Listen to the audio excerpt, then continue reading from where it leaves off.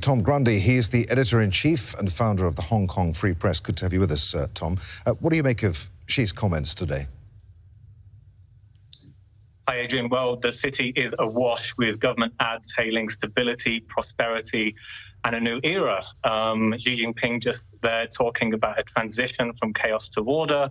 The new leader, John Lee, vowing to build a caring, inclusive city full of vibrancy. But really, today has been overshadowed by a huge deployment of security, media restrictions, COVID-19 restrictions, muted celebrations, I would say, and a typhoon to top it off.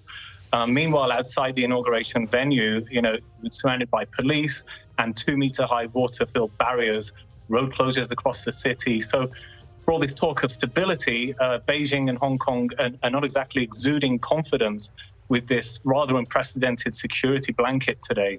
But President Xi insists that it's a great system. There's no reason to change it. He says it must be maintained for a long time. A great system by whose measure? His, I suppose. Yes, and for a lot of critics, they will point to the fact that most of the opposition now are behind bars, in self-exile abroad or awaiting trial, and over 60 civil society groups have disappeared since the onset of the security law.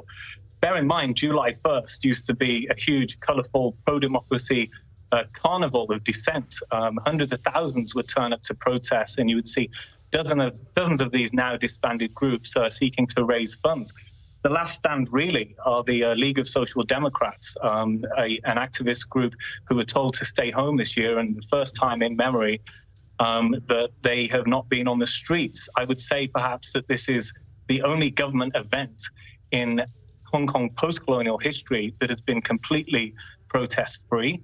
And one could say that when you face up to life in prison under the national security law, that's not a huge surprise. What about Tom Lee? What sort of chief executive is he going to make?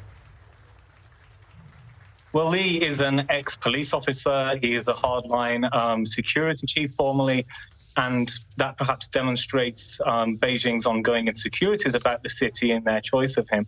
He plans a local version of the national security law, a fake news law, and he's underlined today the need for the city to be ruled by patriots. He's actually been sanctioned by the US over the 2019 protests, and he was chosen just a couple of months ago by a small circle of elites as the only candidate standing. It's likely, of course, that this multi-billion Hong Kong dollar national security project is just going to continue under Lee's watch. And one of the first tasks will be for him to try and reopen the city amid a couple of years of COVID restrictions that have caused a lot of inconvenience to the business community. But certainly it doesn't seem that the crackdown is going to slow down. Really good to talk to you, Tom. Many thanks indeed for being with us. Tom Grundy there in Hong Kong.